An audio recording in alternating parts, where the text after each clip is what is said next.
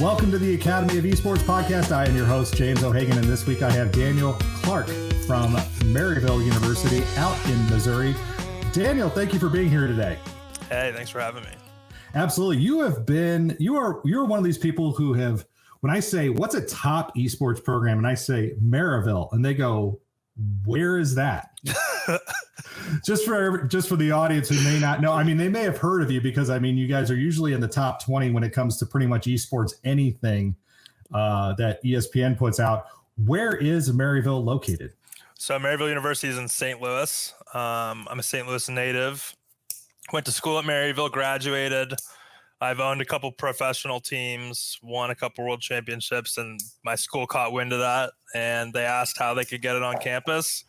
And then the day I graduated is the day I got hired, and we started an esports program. And about how many years ago was that? That was in 2015. So spring of 2015, it was incepted, and then we launched with the first batch of students in the fall of 2015. Okay, so you're coming up on 6 years. So as far as collegiate esports programs goes, this is probably one of the oldest in the United States. We were the second behind Robert Morris. Right. Okay. Yeah. So, and you know, a lot of people don't think of Missouri.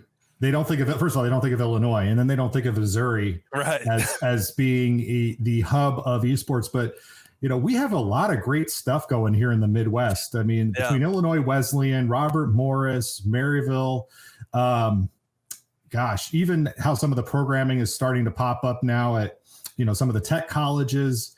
It hasn't really gotten hold of yet in the big colleges are noticing, but it's not to the level that I think on Maryville campus, I could walk on there and say esports and it's noticed. Right. It's pretty strange because, like, if you were to look at talent hubs around the country, for big esports like League of Legends, you're looking at like Tri-State, up near Toronto, and then over in BC, and then down in LA. So it's like the four corners, basically.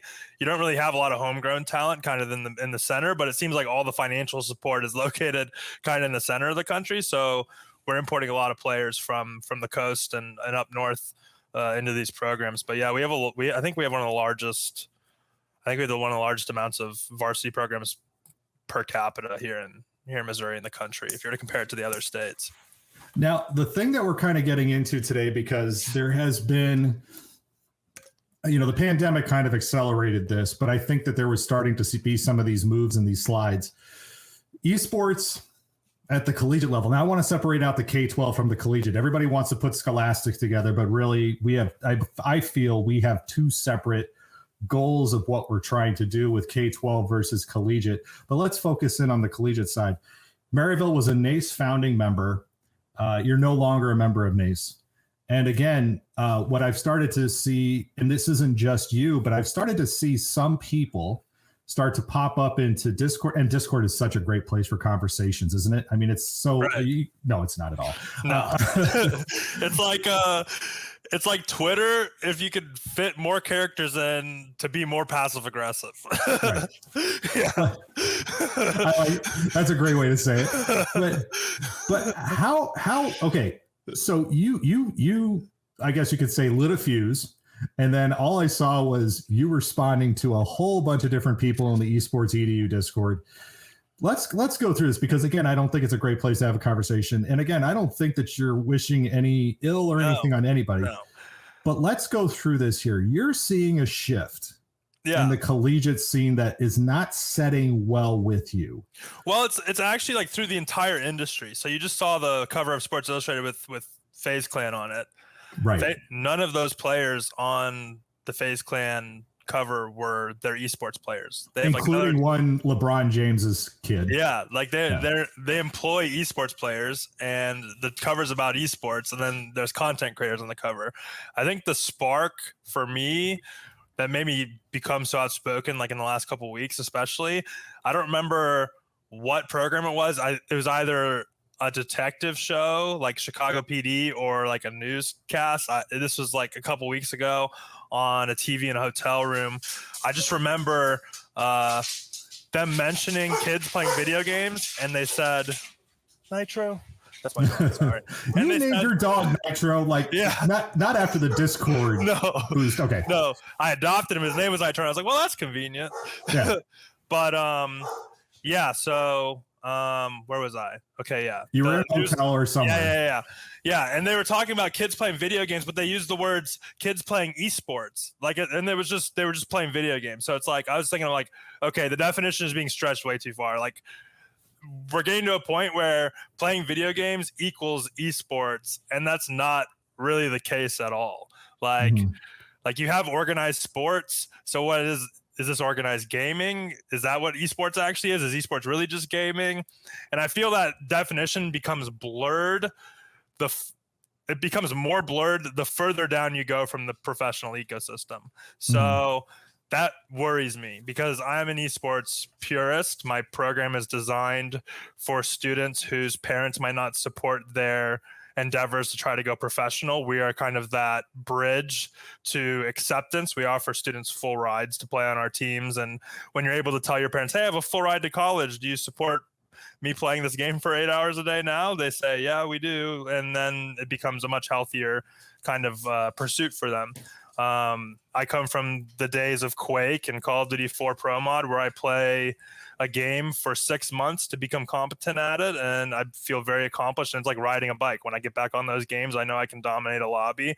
Nowadays, there's games that are battle royale, RNG based, hoping that you drop somewhere that has the right guns, and then you hope you get the right circle. And it feels like it's moving away from player versus player.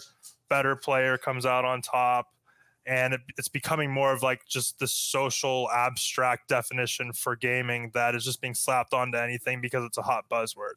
And that's kind of where my grievances as of recent have been. And it's good that I'm speaking to you because I want to get the viewpoint of someone that's K-12. I do think that this is something that brings people together. Anyone can get involved. This is one of those things where it's not like sports where you're inhibited by your physical ability barrier. Anyone can be involved, but I feel like it still needs to be organized. And at a lot of these schools, especially at the collegiate level, it's not organized where it should be at. There are players coming into these schools expecting to learn, and I genuinely don't think that there are coaches at most of these schools that are competent enough at the games to teach them anything. So as this balloons, I feel like this gets to a point where it can be out of control, and it can be more branded as a activity like dodgeball on these college campuses, as opposed to ending up like football, where there's a lot of money being handed back and forth. And if there's money in something, that means that there's more infrastructure. And if there's more infrastructure, that means there's more opportunities for more people to get involved. And that's how I see it. Coming from the professional space, this is going to be long-winded. I apologize. No, you're good. I've done several funding rounds. I understand the business back end of a professional team. I understand how hard the financial model is of esports.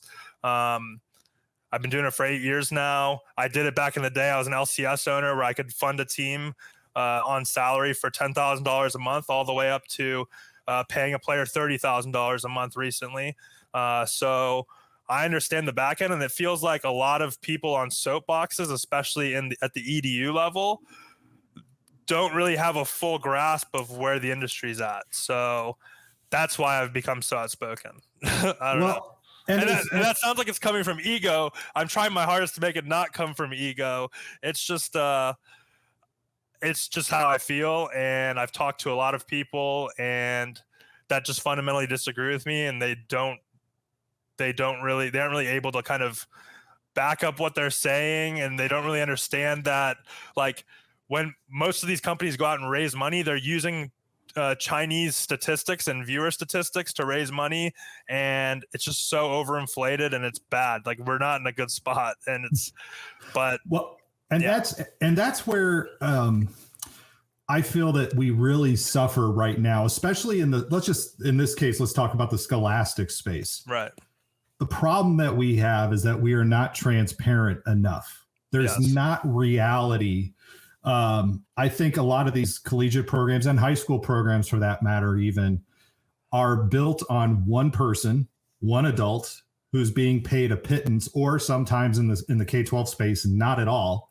Yes, as you're saying, to create a program that we would never ask a high school football coach to also on the side at the same time coach basketball and coach wrestling.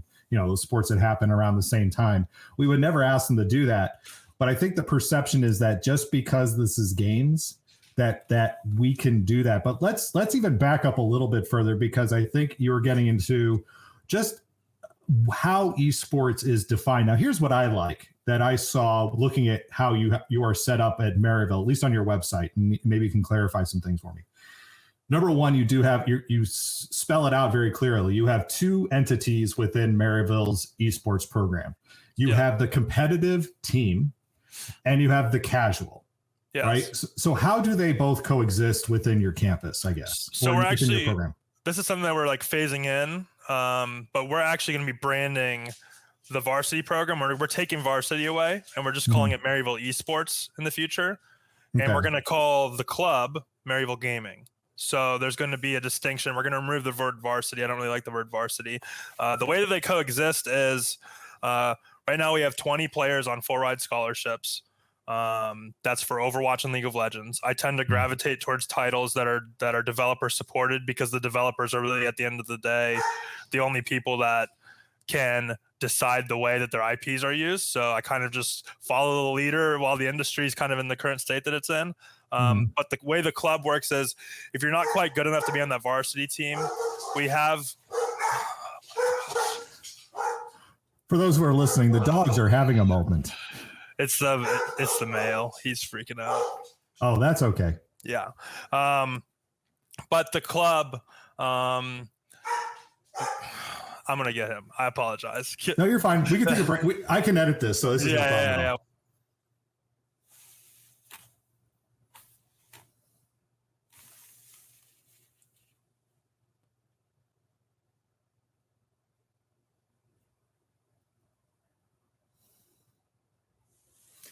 I can tell you in a minute, but there are literally chunks of debris falling from the sky. Go ahead. Sorry, I was dictating something back. There's literally chunks of debris falling from the sky of my friends in Rockford. So you're still muted, by the way. Is it better now? Yep, now I can hear you. Okay. So we are actually the club program. Yeah, the club program. So we are actually going to change Maryville Varsity into Maryville Esports. We're changing the club into Maryville Gaming. That's the way it's going to be branded. As we sell sponsorships in the future, they're going to be two separate entities. So there's more things to brand. The way that our esports team works is we have 20 full ride students. If you aren't quite good enough to be on that team, we have students that are part of the club that receive scholarship for volunteering, and they volunteer to learn skills on how to support the players that are on full rides. So that can be in analysis, it can be in broadcasting, it can be in coaching, it can be in substitution. So we have some club kids that might be able to fill for some scrims, depending on who we're playing or who's not available because they have a big test coming up, stuff like that. But one of the students that I like to make an example of, his name's TJ LaMarca. He came into our school as a freshman, and he was his high school's basketball manager. He's a huge fan of Cloud9, huge fan of League of Legends. He walked into my office and he wanted to get involved with the team. We have a lot of students that want to get involved in the team, obviously. And so I told him to come to the lab at 5 p.m. every day. We'll let him in and he can start watching scrims. And that's kind of how we started usually. And over time, as he showed his dedication, showing up every single day on time, getting involved, he grew into his role and he started becoming the research for other teams for our team. So he would research their picks, their bans, what the players are playing in solo queue, digging up scrims, things like that. And now he's essentially become our head analyst, and he has developed a really good network in the professional side, and he's going to be well on his way to a pretty flourishing career in the industry when he's done. So that's kind of like the crossover that we have between the club and varsity. There's plenty of ways to get involved, whether it's on the team side, the media side, or getting involved with my meetings. But then we also have volunteering for our events. So we have a Smash Weekly that gets anywhere from 80 to 130 players from the community at Maryville and the St. Louis community at large. And then we have the club teams. So we do intramural and then games that aren't supported by varsity at Maryville, where like we can only put in one team in CLOL. So that's our League of Legends team. But like if we have a Rainbow Six team in our club or a Super Smash Brothers team, we allow them to go out and represent Maryville, and they receive scholarship for that as well. So there's tiers to the way that we approach it. We approach it at the highest possible level, but then we support the students all the way down to the lowest possible level where it's, I want to go play Hearthstone or something with my friends at 8 p.m. in Booter Commons or something like that, right? So there's plenty of ways to get involved. I just think that the highest level cannot be lost in translation over time, or else it affects the bottom line of the future of esports, or at least it loses the reason why I originally became impassioned by it. You know what I mean? Well, and it's interesting you bring that up because, you know, I've seen too, not so much at the scholastic, because again, at the K-12 level, and I have to keep saying this because it's a clear, there needs to be a clear distinction between what we're doing at the K-12 level. Again, our job is to engage kids. We're trying to keep kids in school. You're trying to attract kids to your school. You're trying to, again, develop a team that puts Maryville, this school that honestly, until you had an esports team, I had never heard of you. Right. You know, you're trying to get your profile up of a very small school outside of St. Louis that has to compete against, you know, the University of Missouri and University of Illinois and, you know, even, you know, Champaign Urbana. But but you also in this time broke off from Nace being the big collegiate organization for the United States colleges, even though you were a founding member. So where's the I know you have no ill will towards anybody who still maintains that, but why the separation from Nace? Early on, we were pitched to the idea of Nace. Conceptually, it's a good idea. We worked to attract other schools to Nace early on as well. And then it came time where everybody was to put their heads together. It was the first kind of gathering of its kind for Nace. And they were going to have elected members. We had just won the college national championship for League of Legends, which meant that we had a berth into the world championship over in China. We were preparing for that, and we were actually flying over there, so I couldn't make it to that conference. And at that point, I was told I was ineligible to be voted to any of the boards. And so... Because you couldn't be there? Yeah, because I couldn't be there. And so... And so for me at that point, especially at that point in collegiate esports, which was pretty early on, I was very put off by that. I think that the current board, current members, while I might not agree with the way that they approach esports, or I might not hold their programs in the same regard as some of my other peers, I think that they're all very impassioned people, and they're all doing a great job pushing the space forward. I just don't agree with that fundamental leadership decision early on, and I didn't want my program dictated by other people within a group where I did not have a voice. I have a lot of support from my university. I have a lot of space to innovate with my own thoughts. I'm allowed to put them into reality through my program. And while people can say like, yeah, we would never do that, or like, we would never limit this, or we would never limit that, I don't ever want to be at any form of risk of that. So it's one of those situations where it just made more sense to kind of go the Notre Dame route, not be affiliated with anything, and just be outspoken and work with like the UCIs, the Miami of Ohio's, the Utahs, the groups like that also have a ton of internal support that are able to kind of push the envelope. For those who don't know this, there's a few college football teams, because football is probably the easiest way to match it up. BYU, I think Army still is, and the University of Notre Dame. These are what are called independents. They don't align with any conference. They basically set up their schedules as they want to, and then based off of who they play, who they beat, they can still be selected into a national championship or a bowl game or anything like that.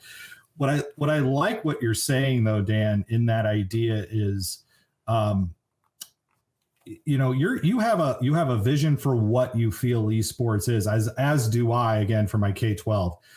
I have always set up our program to always be, if we had to go it alone, if we had to just say, here's our 5 teams and we're just going to set up 5 schools and we're just going to run something internal or maybe select a few schools, kind of like what we did with the we did a League of Legends race. We called it the Race to the Cup. So we did a series of invitationals back to back because of the rules, the way that they were written by Riot for what we could do. Right. But it allowed us a lot of flexibility to make our program what we wanted to. Again, because we are still in this space race. We're still in the early stages of this space race. There's still a lot of people who are still trying to figure it out. A few years ago it was Nace, but then there was also TESPA and TESPA, for Overwatch, and that has now gone away, of course. There's still a lot of evolution that's taking place. But I think what you're concerned about, at least at the collegiate level, is that the evolution is diluting, I guess, the competition in a lot of ways. Is that correct? Is that a correct assumption? The bar just isn't moving on like what minimum is kind of required to be like by definition an esports program. Okay. Like I feel like if there was a national association that existed, it would solve this rush to market that's happening. There's a lot of that. Yeah, and I agree with you on that one. Like you have to spend at least a year working on the literacy of these admins as it pertains to esports. Like if you rush it, none of the expectations are set properly, and you end up with underpaid staff, overworked staff. You end up with diluted programs that look like attracting students because we have a lab with computers in it that's labeled for gaming. It's not a healthy ecosystem. I have 4 full-time employees, and for a lot of programs, that seems crazy. I work with my athletic director. I work with my athletic program, but I technically directly respond to the CFO and the president. Like I the way that we look at esports at Maryville, we don't look at it as a sport. At a lot of these programs, and in a lot of these schools, like this is something within athletics. This is just another sport to them. If you go to their websites, they have hockey, football, tennis, basketball, esports. That's not what esports is. You have to look at esports as being parallel to athletics. It's like another athletic department for another form of competition. When you have an esports director, it's like parallel to the athletic director. The athletic director can still be their superior, but it has to be treated as a parallel entity. And then as you flesh it out, when you go down the flow chart, each of these titles, each of these games, it's its own esports, its own sport. It requires its own infrastructure that is specific to that title. Like if you're a hockey school, yeah, you have weight training, but the weight training might not be as strong as like a football team, and you're working on explosiveness with the lower body. It's the same thing with esports. If you have a League of Legends coach, the skills that the League of Legends coach needs to teach are very different from the skills of a Counter-Strike team or an Overwatch team. And so I think like on inception for a lot of these programs, that's not understood. That fundamentally is just not understood. And and when you get something approved and you get a budget approved and you build a lab that's too small for your club and your student body, and then you're not supporting these students that you're bringing in for these varsity teams properly, and then you're dealing with the turnover that exists in higher ed, so that when a new person that signs off on budget comes in and they have to be introduced to esports, it's just a mess. And I think that a national entity needs, whatever the perfect national entity is, needs to be able to grab the hand of a school wanting to get involved and help them build a program that is tailored to their institution to set it up for success. Because this is not a cookie cutter model thing. This is something where you're speaking my language. Yes, every school has its own student demographic. It has its own administrators with their own administrative goals. It has its own pillars from which the university or the high school or whatever stands on. And so These programs need to be custom made for each of these schools. And I don't think the leaders of a lot of these national associations understand esports in a 360-degree way to be able to go to any school of any size and help them build something that they're going to get the most out of. So, we can call it Nace. We can say, hey, here's Nace. Here's some recommendations, right? Well, let's make this a productive thing. What I'm hearing you suggest is that the role of Nace isn't just to organize these bodies together and set some kind of basic rules or whatever. But what you're saying is also to vet these programs, not just say, hey, you paid your membership, now you're a member, but also say we're going to help you get your program started. We're going to put you on double secret probation or whatever you want to call it, giving them some kind of a trial period or something to kind of like, their colleges, football programs at the NCAA do this. They'll go through Division III or Division II. And then if they want to jump up to like a Division 1A, they have to go through a process.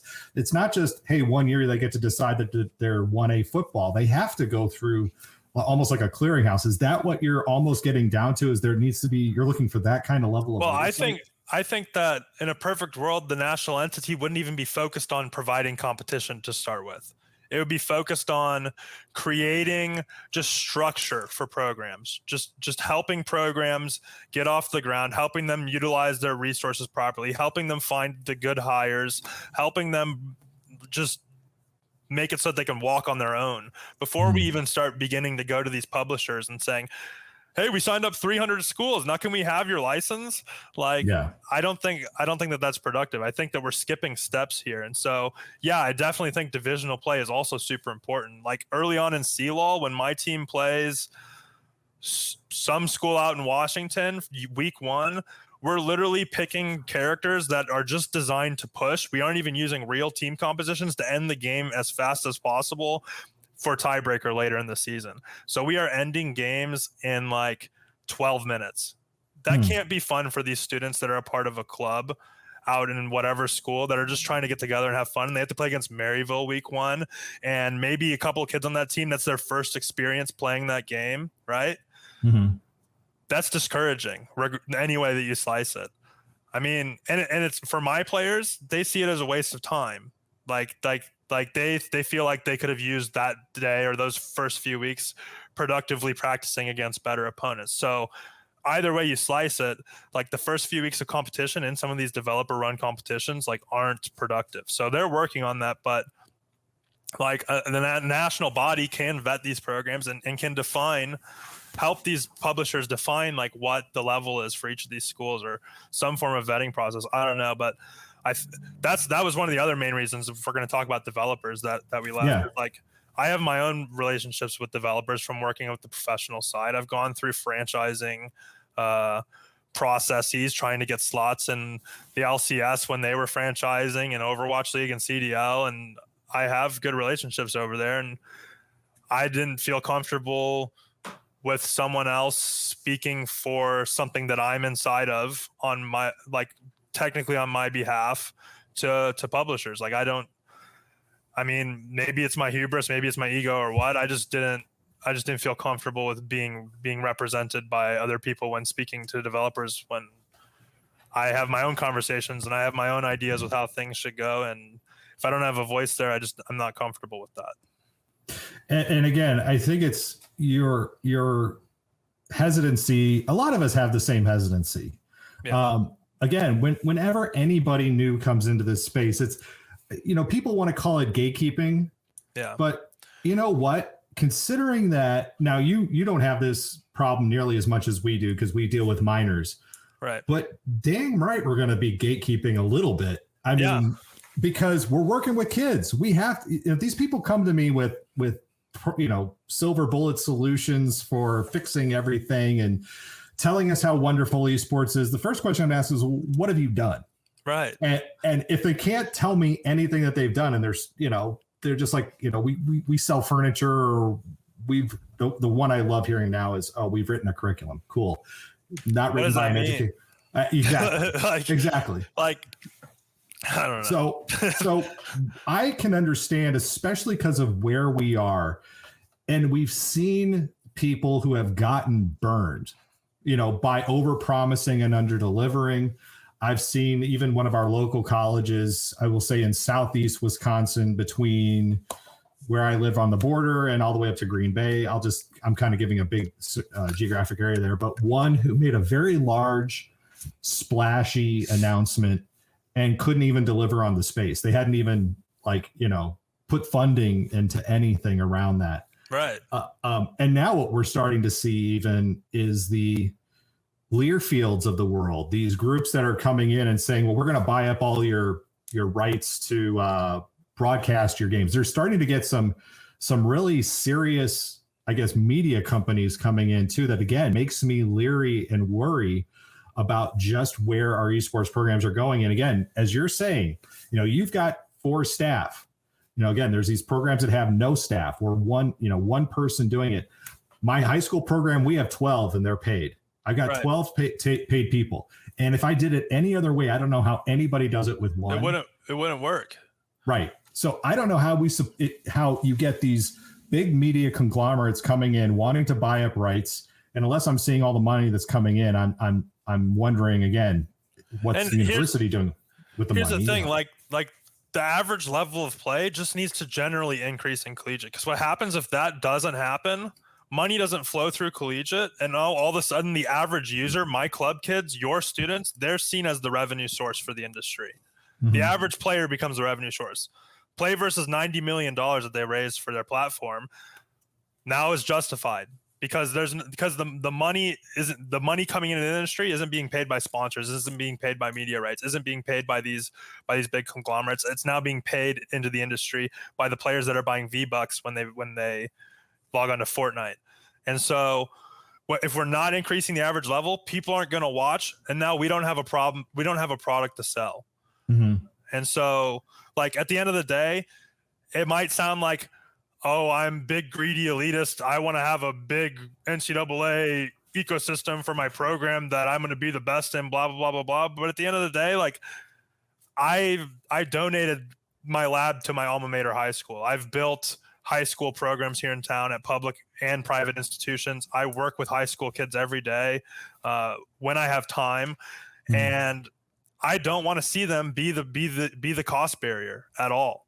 And in order for them to not be the cost barrier, somewhere else needs to be the cost barrier, and somewhere else needs to be the level that's building the infrastructure. If colleges can build infrastructure on each of their campuses, if they can afford these programs, the high schools can easily slot into that, and the cost barrier there is infinitely lowered. You aren't going to have these national bodies coming in and forcing teams to pay X amount. And the struggle for all of these individual nonprofit groups around the country to get developer licenses becomes a lot easier. Mm-hmm. Like if I can tell Riot Games that I can host a Missouri competition, all they have to do is do the online framework, and then I'll host it at my venue. That's a lot easier conversation. So what you're seeing though right now is just that colleges, universities, even K-12 stepping into a space and not really, again, grasping, understanding, again, the words I use is rush to implementation, rushing to implement these programs without really, again, as you're saying, putting the quality of people, the human capital behind it, the dollars behind it. It doesn't have to be LED anything. My lab is a metal shack with office lighting in it, and I asked for that on purpose. I didn't want LED stations. You don't need that. That's all just fluff. Like, I'm sitting in an office chair. You don't need the race car seat. I see that you have it, but but this one is the one I found that was comfortable. All the rest of them were just garbage, and I sat in this one. You know what I'm saying though? Like, the industry's eating up all of these things that are esports, and it's not esports. It's like, you don't have to have full rides like Maryville to compete. Maryville's the extreme. We go into every season expecting to win the national championship. If we don't win the national championship, we haven't accomplished our mission. It doesn't take a lot to be top 30, top 50 in the country. Like, if I'm comfortable, because one of the first kids that we that we recruited, he was Diamond 3 or Diamond 4 in League of Legends. And by the time he left, he was Challenger and he had gotten MVP at the National Championship. But that's because we're confident enough to develop players. We're confident. We've sent 2 players to the LCS directly from Collegiate. It's the first time it ever happened. Like, I don't think at these schools that are getting Diamond 4, Diamond 3 players coming in, I don't think that they're capable of teaching them anything. Like, I don't see player growth happening across the country. I don't see programs with teams that have tangible trajectory growth in their performance, and that's what's worrying to me. Like, I feel like, and that's why the definition of esports thing, like, it just like round that whole thing out. That's why that's worrying to me, because I don't see it getting better. Like, at a certain point, we're going to be at a crossroads. Either we go this way and we're football and it's big dollars coming in for media rights and all this stuff, or we understand that 501c3s can only do so much in the space, and that there needs to be some sort of form of cost barrier to this, and that this isn't actually philanthropy for gamers if we want to scale it. Because I don't know if you agree with me on this, but like, these online platforms, these online Battlefy tournaments that we're running for high school kids, they're great. They're getting kids involved in their labs at their schools, and they're competing online against other schools. But that, like, at its core, not many people get to experience it. The 1% of esports players get to experience it. But what esports really is LAN competition, where you are sitting down on a stage and you can see your opponent next to you. Like, that just becomes infinitely more important to the concept of esports as you get younger, because that's where they're going to learn sportsmanship. That's where they're going to actually have their heart beating out of their chest. That's where they're going to actually get into that competitive environment and learn the same values that are taught to students when they're playing traditional sports. We have instances where we do have that. Now, again, the big promise of esports is that you can do it. We compete against everybody across Wisconsin, so we don't have to drive the six hours up to Superior. And Wisconsin's pretty spread out, right? Yeah, but what I will say is, to your point, and I'll say that this is fair to say, we do have our 5 high schools all practicing and playing together in the same shared space when we're not in COVID. It is a very, very different experience when Park High School is playing Case High School in the same room. Yeah, and they're meeting students from other schools, all that stuff. Well, they do that. I mean, again, because we all practice together and they all get to actually know each other's tendencies, and they all, especially now that we have 2 schools in one division and 3 schools in another, they actually share scouting and they share, those things. But it's, I agree with you. It's just that I think we still do a pretty good job of, because of the oversight that we give our K-12 kids, because we do have to have adults in the room, at least with our state association, we do. COVID, we had to bend the rules a little bit, but there was a couple of things that we do as far as the soft skills and the sportsmanship, at least.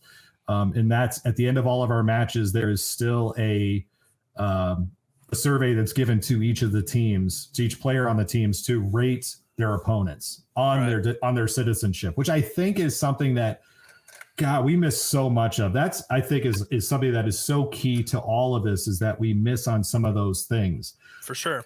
And I think that helps with sustainability, because this is the only way we're going to break some of the. And I would argue that, like, what you have going on is very far developed compared to what's going on around the country.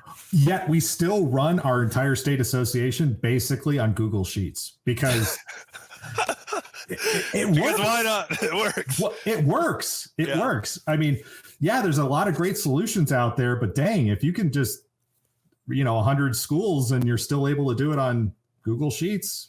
Okay. The other thing is, like, the other kind of hot take that I have that I've seen a lot of people, especially in K-12, kind of disagree with me on is that whenever I hear someone say, well, we have these kids that don't really want to be competitive and they just want to, like, have fun and be a part of a community, blah, blah, blah, blah, blah.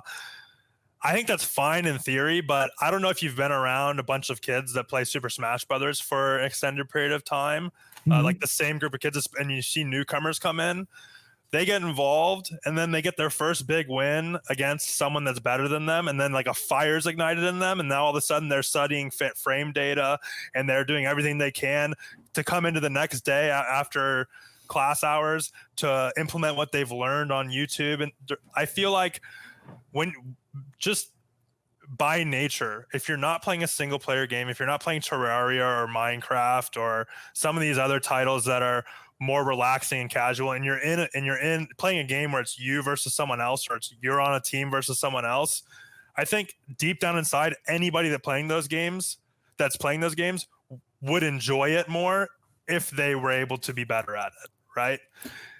And so I feel like if you are able to coach even a casual player that says, I don't want to be competitive, to improve even on like a couple fundamental things, and they see their play just increase drastically, they will get more enjoyment out of it. I genuinely believe that when you say that there are people that just, they don't want to be competitive, they just want to be casual, I think that it's not that they don't want to be competitive and they want to be casual. I think it's because they're afraid to put themselves out there, or they don't know how to get better, right? And that's the answer that they get. I think that's the harder thing right now. And you know, we have one of our gentlemen who is one of our esports general managers. You know, you would say he doesn't know the games very well, right? Yeah. But we call him our Ted Lasso. If you haven't watched Ted Lasso on Apple TV, he is our Ted Lasso. Ted Lasso, for those who don't know, basically the premise is Jason Sudeikis is an American football coach who gets hired to coach a British Premier League soccer team, right, knowing nothing about it, but he's an amazing motivator who gets kids, he gets people, he knows how to engage people and get them fired up. I think that those people sometimes are just as important, because again, our what we need at the K-12 level is very different than collegiate. Again, we're trying to kids we're trying to hook them in. We're trying to make them feel a part of something. But you're right to the point of, you're going to get only so far, and then what? When those kids are they happy being casual, or where do we find, because I guess the big struggle we have at the K-12 as well as the collegiate, where do we find the talent who is going to be the coach who's going to run these programs? Well, that's one of the big gaps that we have right now. I've noticed in very, very few instances over the last 8 years of me working with hundreds and hundreds of players, either at the professional level all the way down to like the K-12 level, in very few instances that after a player kind of has a breakthrough in their own play where they have like a clicking moment and everything starts to make more sense to them, they don't start to become more competitive about it. You know what I mean?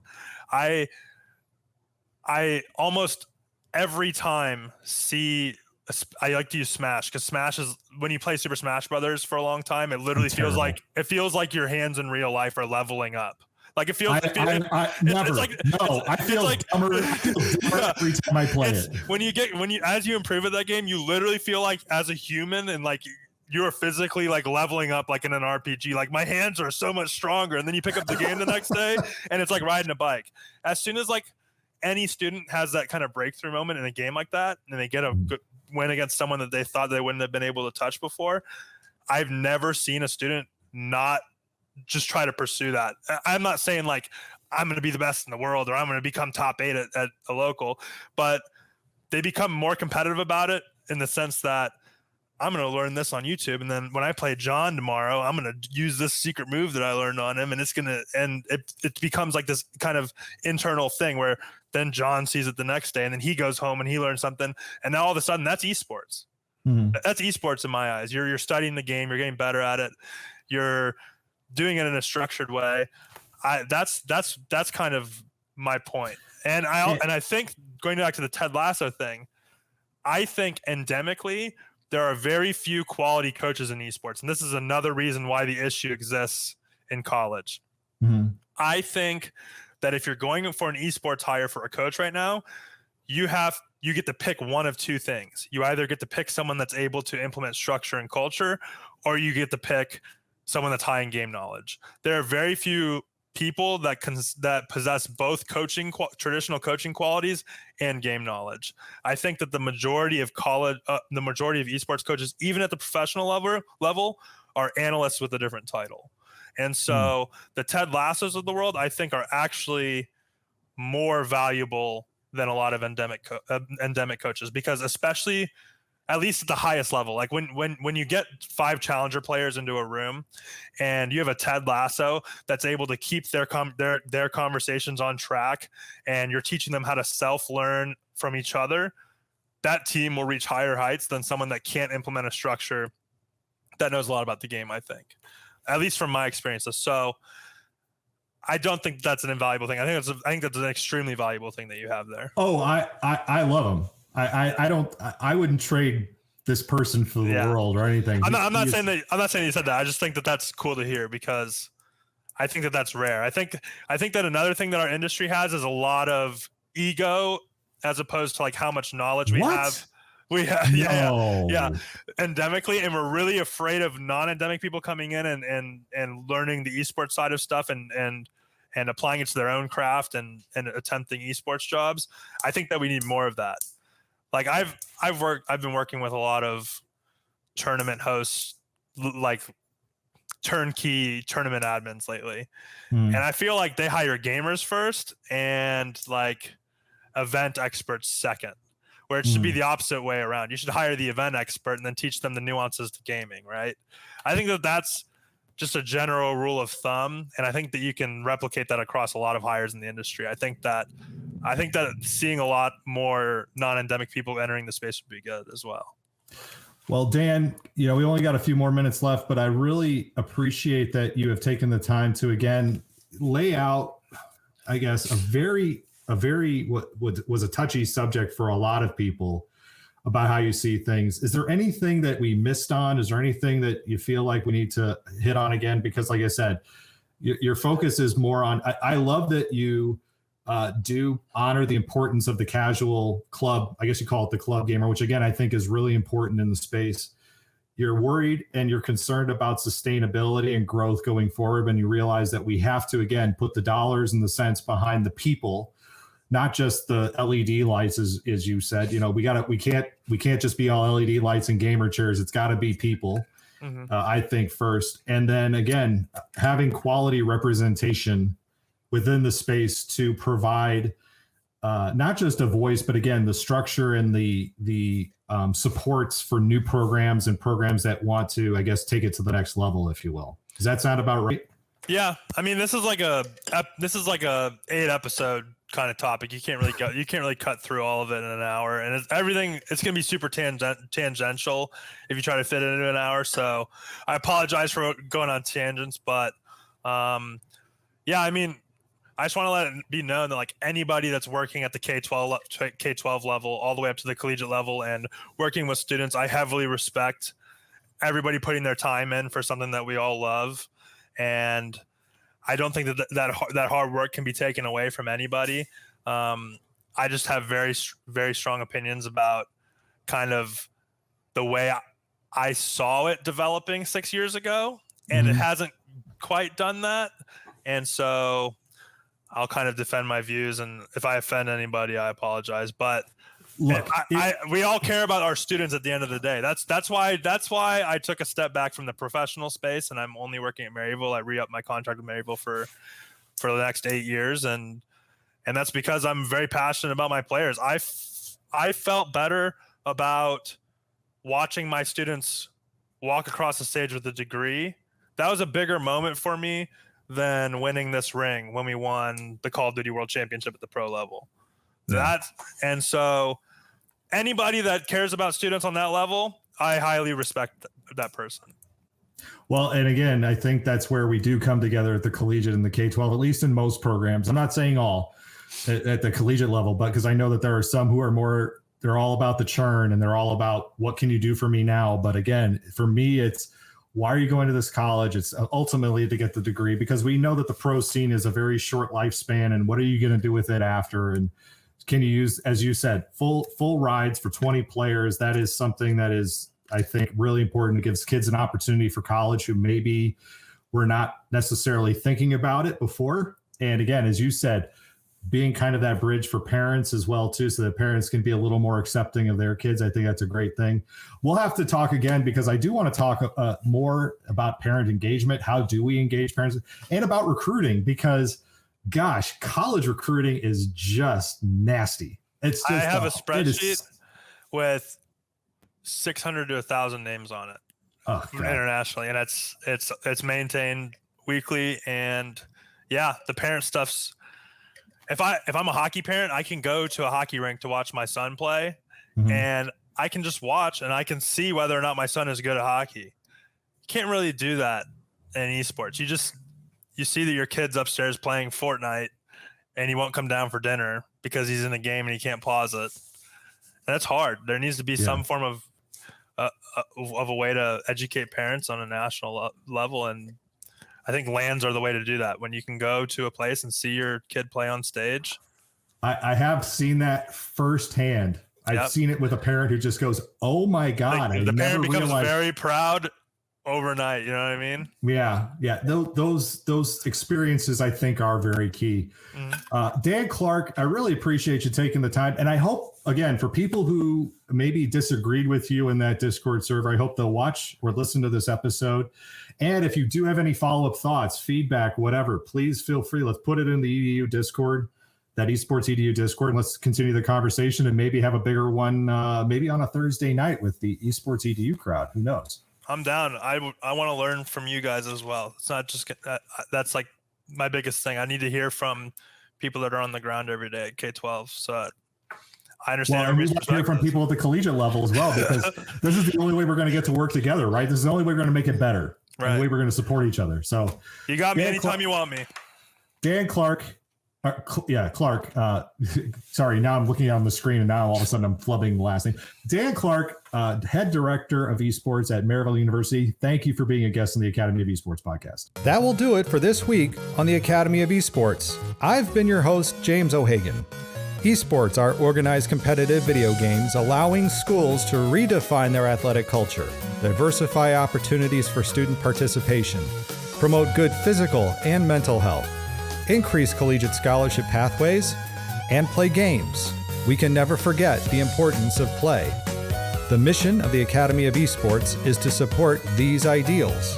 The vision of the Academy of Esports is for all students to experience the fun and joy of playing competitive video games. You may follow me on Twitter at Jim O'Hagan. That's at JIMOHAGAN. And through the Academy of Esports account at TAO Esports. It's a great way to get the latest blog posts, podcast episodes, and news coming out of esports and education. And remember, you can continue your engagement by going to www.taoesports.com. You can also connect through Facebook at www.facebook.com/TAO Esports. Thanks again for listening, and I look forward to our time again next week.